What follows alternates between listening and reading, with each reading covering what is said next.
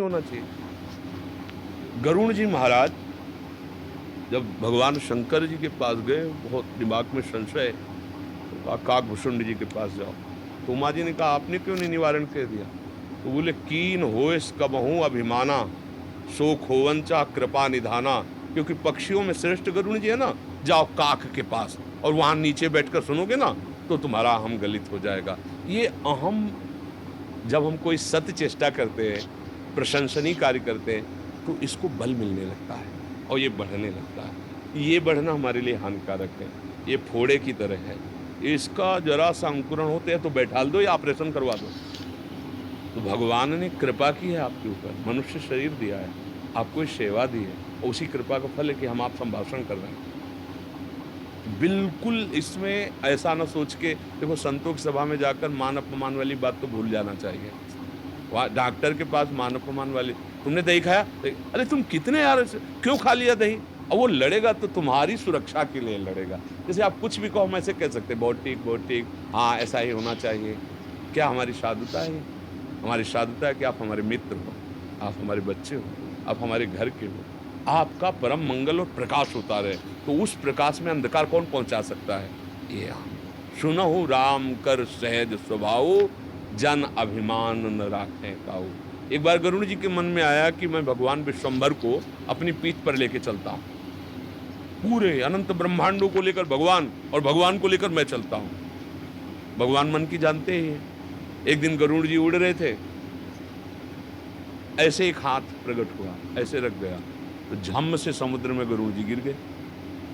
अब उनकी ना तो सांस लेने की हिम्मत पड़ रही थी ना उठने की, तो उन्होंने भगवान का ध्यान किया। भगवान प्रकट हुए, बोले त्राहिमाम रक्षा करो, पता नहीं ये कर कमल किसका है कि जिसका मैं भार नहीं वहन कर पा रहा हूं। बोले हमारा ही है गरुड़, हम अपने ही बल से अपना वाहन करते हैं, नहीं तुम हमारा एक पंजा नहीं सह सकते, हमें लेके उड़ने की तो बात जाले। बोले प्रभु चूक हो गए। तो समझ रहे ना, हम लोग सेवक हैं, भगवान स्वामी हैं। नारद जी ने भगवान शंकर से कहा महाराज कामदेव आया था पूरा और प्रणाम करके गया है। क्यों बताया नारद जी ने शंकर जी को? इसलिए बताया कि काम आपके पास आया था, आपने भस्म कर दिया। मैंने तो भस्म भी नहीं किया, हार करके प्रणाम करके चला गया। गुदगुदी हुई।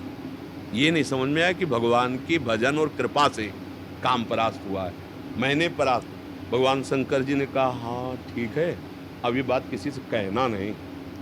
तो नारद जी ने कहा अच्छा, अब इसीलिए ना कि हमारी बड़ाई नहीं सह सकते, समझना। नारद जी ने कि इसीलिए मन में सोचा कि हमारी बड़ाई नहीं सह पाए ना, इसीलिए कहना, और हरि से तो कहना भी मत जाके। अब वो सीधे पहले हरि के पास ही पहुंचे। भगवान ने कहा आओ नारद जी। नारद जी कैसे हो नारद? कृपा है आप, हमने काम पर विजय प्राप्त कर ली। भगवान ने कहा आप काम पर विजय प्राप्त कर लियो तो बहुत छोटी बात है, आपका जो स्मरण करे वो काम विजयी हो जाए। समझ रहे ना? और फुलरा बढ़ा दिया कि आप काम विजयी हो जाओ ये तो कोई बात ही नहीं, आपका जो स्मरण करे वो काम विजयी हो जाए। अच्छा तो प्रभु चले? हाँ, अगर हमें पहले से पता होता आप आ रहे तो हम आपकी अगवानी करते। नहीं ठीक है प्रभु, बड़ी कृपा है, वीणा उठाई चले। 1 सेकंड में रच दिया। कुछ नहीं था, राजमहल पूरा राज्य सब। लोगों से पूछा क्या हो रहा है यहाँ? बोले स्वयंवर रचा जा रहा है। मैंने सोचा देखो चलते, क्योंकि सब प्रणाम करेंगे स्वयंवर में, जो ही गए सो ही राजा प्रणाम किए सब। अरे नारद जी आसन पे बैठा, राजकुमारी को लाओ प्रणाम करो, आशीर्वाद दिलाओ। और राजकुमारी हो भगवान की साक्षात मोहिनी माया। नारद जी ने ये देखा तो अभी कह के आ रहे हरि से हम काम भी जाइए। सोचने लगे कि यार इसके साथ अगर हमारा ब्याह हो जाए तो जीवन धन्य हो जाए। अब वो जो राजा थे, राजकुमारी का पैर छुओ महाराज के, और महाराज हाथ देख लो, कन्या को वर कैसा मिलेगा। नारद जी ने जब हाथ देखा तो लिखा था जो इसको वरण करेगा वो अजर और अमर हो जाएगा, और विश्व विजयी विश्व बंदनी। इतने सद्गुण रेखा में, और हाथ पकड़ के रेखा तो विचार ही रहे थे, सोच रहे थे अब ये मुझे वरण कैसे करे। मन में आया कि नारद रूप बाबा जी रूप में काहे को माला पहनाएगी, अगर मुझे भगवान अपना रूप दे दे तो वो ऐसे रूपवान है कि माला हम ही को पहना देगी, और भगवान तो अपने है ही हैं। एकांत में तुरंत गए, भगवान का ध्यान किया, भगवान प्रकट हुए। बोले प्रभु, अब देखो अभी कह के आ रहे थे कि हम काम भी जाइए, कैसी बुद्धि बदली अहम की। बोले प्रभु अब भजन वजन तो होगा नहीं इस समय, एक बार ब्याह कर लेने दीजिए। भगवान मुस्कुराए। भगवान ने कहा कि तुम्हारी जो प्रार्थना है, नारद जी ने कहा जय विधि होए नाथ हित मोरा करो। भगवान ने कहा जय विधि हुई है परम हित, हित नहीं परम हित करूंगा, जाओ।